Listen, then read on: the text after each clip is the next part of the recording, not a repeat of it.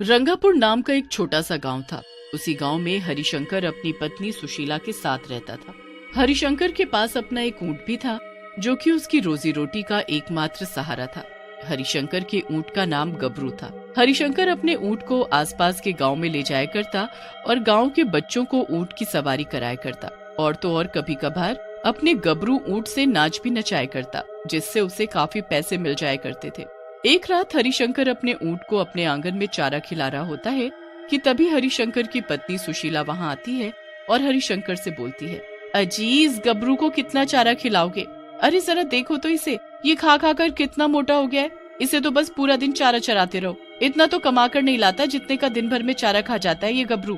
अरे श्रीमती जी, अगर गबरू खाएगा नहीं तो हमें पैसा कैसे कमा कर देगा? फिर ऐसा बोलकर हरिशंकर गबरू को आंगन में बांधकर सोने चला जाता है। और जब वो सुबह उठकर आंगन में देखता है तो वहाँ गबरू नहीं होता है। हरिशंकर चिल्लाते हुए कहता है, हे भगवान, मेरा गबरू ऊंट कहाँ गया? अरे रात तो मैंने उसे अपने आंगन में ही बांधा था। अरे ना जाने कौन कमबख्त हमरे गबरू को चुरा के ले गया। तभी शोर सुनकर सुशीला वहाँ आती है और बोलती है, अरे काहे सुबह सुबह इतना चिल्लम चिल्ली मचा रखे हो? और गबरू को कोई चुरा के नहीं ले गया है, वो तो हमने ही उसे घूंटे से खोला है ताकि वो गांव में घूम ले और घूम घूम कर घास फूस खाकर अपना पेट भर ले। अरे ये क्या बोल रही हो तुम? और तुम उसे खाने को ठीक से खाना भी नहीं दे सकती, जो उसे गांव में घास फूस खाने को छोड़ दिया है। और अगर वो घर वापस नहीं आया तो तुम्हें पता है ना कि फिर हमारा क्या होगा? अजी वो वापस घर आ जाएगा, आप टेंशन ना लो। और ये पहली बार थोड़ी है जो मैंने उसे अकेला छोड़ा है। तभी हरिशंकर को गबरू आता दिखाई देता है। अच्छा हुआ ये गबरू घर वापस आ गया। मुझे आज बेलापुर गांव में जाना है। वहाँ गांव में कुछ दिनों के लिए मेला लगा हुआ है। मेले में गबरू को ले जाऊंगा और मेले में बच्चों को गबरू की सवारी कराकर उसका डांस दिखाकर खूब पैसा कमाऊंगा। पर जैसे ही हरिशंकर गबरू को लेकर जाने लगता है, गबरू वहीं जमीन पर बैठ जाता है। जरा देखो तो कितना ढीठ हो गया है ये गबरू। इसकी कमर पर जब तक 2-4 छड़ी ना पड़े ना, तब तक ये कहना ना मानने वाला। फिर किसी तरह हरिशंकर गबरू को मेले में ले जाता है और रात होने पर घर आकर उसे बिना कुछ खिलाए पिलाए ही उसे आंगन में छोड़कर सोने चला जाता है। रात को गबरू को भूख लगती है तो वो खाने की तलाश में घर से बाहर निकल जाता है और खाने की तलाश में जंगल के भीतर पहुंच जाता है। तभी जंगल में रह रहे भूत की नजर उस ऊंट पर पड़ती है।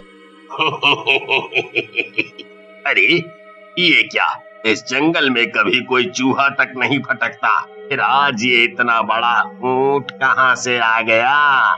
चलो जो भी हो, मुझे आज बहुत दिनों बाद पेट भर खाने को मिलेगा। अरे ये ऊंट तो बेचारा मुझसे भी ज्यादा भूखा दिखता है। इसे मैं नहीं खाऊंगा, बल्कि मैं इसके शरीर में प्रवेश करके इस जंगल से बाहर निकल पाऊंगा और फिर मैं रोज एक ना एक इंसान को अपना शिकार बनाकर उन्हें खाऊंगा। ऐसा बोलकर भूत जोर जोर से हंसने लगता है और फिर गबरू के शरीर में प्रवेश करके जंगल से बाहर निकल जाता है। कई सालों से इस जंगल में कैद था। आज इस ऊंट की वजह से मैं इस जंगल से बाहर निकल पाया हूँ। अब तो मैं रोज इंसान का शिकार करूंगा और मजे से अपना पेट भरूंगा। तभी गांव में रहने वाले काका की नजर गबरू ऊंट पर पड़ती है। अरे ये ऊंट तो हरिशंकर भाई का लागत है। ये हरिशंकर और उसकी पत्नी दिन भर तो इस बेचारे से खूब काम करवाते हैं और रात में इसे घास फूस खाने के लिए गांव में खुला छोड़ देते हैं। देखो तो बेचारा कितना भूखा लग रहा है। ऐसे बोलकर काका ऊंट के पास जाते हैं और उस पर हाथ फेरने लगते हैं कि तभी ऊंट काका को देखकर जोर जोर से हंसने लगता है और देखते ही देखते ऊंट एक भयानक भूत में बदल जाता है। ऊंट को भूतिया रूप में देखकर काका के होश उड़ जाते हैं और वो डरते हुए बोलते हैं, मर गया रे। अरे अरे ये क्या बला है? ये गबरू ऊंट भूत कैसे बन गया रे? अरे कोई हमका इस भूतिया ऊंट से बचाओ। आज कई दिनों के बाद में किसी इंसान को मैं खाऊंगा। ऐसा बोलते ही भूतिया ऊंट काका की गर्दन अपने मुंह में दबाकर काट डालता है। भूतिया ऊंट को ऐसा करते देख गांव में रहने वाली बिमला ताई देख लेती है और वो वहां से भागती हुई काकी के पास जाती है और काकी से बोलती है, अरे काकी अनर्थ हो गया काका को। अरे का हुआ विमला, काका को क्या? अरे काका को उस भूतिया ऊंट ने कच्चा चबा डाला। काकी मैंने अपनी आंखों से देखा है, वो डरावना ऊंट काका को बुरी तरह से चबा चबा कर खा रहा था। इससे पहले कि वो हमें भी खा जाए, हमें गांव वालों को उस भूतिया ऊंट के बारे में बताना होगा। फिर बिमला ताई और काकी दोनों मिलकर गांव के लोगों को इकट्ठा कर लेती हैं और उन्हें उस भूतिया ऊंट के बारे में बताती हैं। तभी गांव में रहने वाला चंपक बिमला ताई से कहता है, अरे बिमला ताई, इतनी रात में तुम काहे हम गांव वालों को डरावत हो? अरे मैं कोई डरा वरा नहीं रही हूँ, मैंने सच में एक भूतिया ऊंट को काका को खाते हुए देखा है। इससे पहले कि वो हमें भी खा जाए, हमें उसे ढूंढकर मार डालना होगा। फिर सभी गांव वाले इकट्ठा होकर उस भूतिया ऊंट को ढूंढने निकल लेते हैं। दूसरी ओर वो ऊंट हरिशंकर के घर पहुंच जाता है और भूत फिर से गबरू के रूप में बदल जाता है। कुछ देर बाद सुशीला बाहर आती है और गबरू को खड़ा देखकर कहती है, अच्छा तो आ गया तू, और ये तेरे मुंह पर लाल लाल क्या लगा हुआ है? अरे तू गांव में घूमकर घास फूस खाने गया था कि अपना मुंह लाल करने? सुशीला की आवाज सुनकर हरिशंकर भी आंगन में आ जाता है और बोलता है, अरे आज तो मेले से आकर मैं इतना थक गया कि गबरू को चारा देना ही भूल गया, और तुम हो कि गबरू को चारा देने के बजाय उसे डांटे जा रही हो। तभी सुशीला हाथ में छड़ी लेकर आती है और बोलती है, अजी देखो ना ये गबरू कितना ढीठ हो गया है। मैं कब से इसे बुला रही हूँ पर ये अपनी जगह से हिलने का नाम ही नहीं ले रहा है। अभी इसकी कमर पर 2-4 छड़ी घुमाकर मारती हूँ, फिर इसकी अकल ठिकाने आएगी। जैसे ही सुशीला गबरू को छड़ी मारने लगती है, गबरू ऊंट एक भूतिया ऊंट में बदल जाता है, जिसे देखकर हरिशंकर और सुशीला बहुत घबरा जाते हैं। तभी भूतिया ऊंट जोर जोर से हंसते हुए बोलता है, अरे तू मुझे क्या मारेगी? मैं ही अभी तुझे मार कर खा डालूंगा। हाय रे, ये मेरे गबरू को क्या हो गया? ये ऊंट से शैतान कब से बन गया?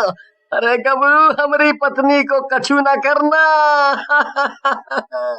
इसकी इतनी हिम्मत कि ये मुझे छड़ी से मारे। अब तो मैं इसे किसी हाल में ना छोड़ूंगा। अरे इसकी वजह से बेचारे गबरू को गांव भर में घूम घूम कर सूखी घास फूस खानी पड़ती है। इसे तो मैं मजे से चबा कर खाऊंगा। अरे मर गई रे मर गई। अरे गबरू तू तो मेरा प्यारा बच्चा है ना, तो तू ये ऐसी बातें ना कर। पर भूतिया ऊंट किसी की नहीं सुनता और सुशीला को मार डालता है। सुशीला की चीखें सुनकर वहाँ सभी गांव वाले इकट्ठा हो जाते हैं और अपने सामने भूतिया ऊंट को देखकर उन सभी गांव वालों के होश उड़ जाते हैं। ये तो सच में एक भूतिया ऊंट है। अरे सभी गांव वाले देख क्या रहे हो? अरे ये सुशीला बहन की तरह हमें मार डाले, इससे पहले इसे ही चाकू और लाठी मार कर मार डालते हैं। अरे मूर्खों, अगर तुमने मुझे चाकू मारा तो मुझे कुछ नहीं होगा, बल्कि ये बेचारा गबरू ऊंट जान से जाएगा, क्योंकि मैं तो हूँ जंगल का भूत, जिसे तुम गांव वालों ने जंगल में कैद कर दिया था।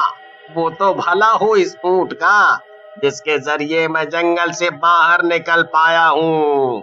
भूतिया ऊंट की बात सुनकर बिमला ताई भागकर मंदिर के पुजारी जी के पास जाती है और उन्हें भूतिया ऊंट की सारी बात बताती है। पुजारी जी बिमला ताई के साथ चल देते हैं और भूतिया ऊंट के पास जाकर मंत्र पढ़ने लगते हैं।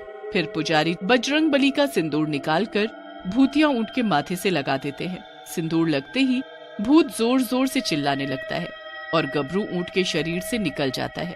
फिर कुछ ही देर में भूत का शरीर जलकर भस्म हो जाता है और गांव वालों को उस भूतिया ऊंट से राहत मिल जाती है और गबरू को भी उस भूत से छुटकारा मिल जाता है।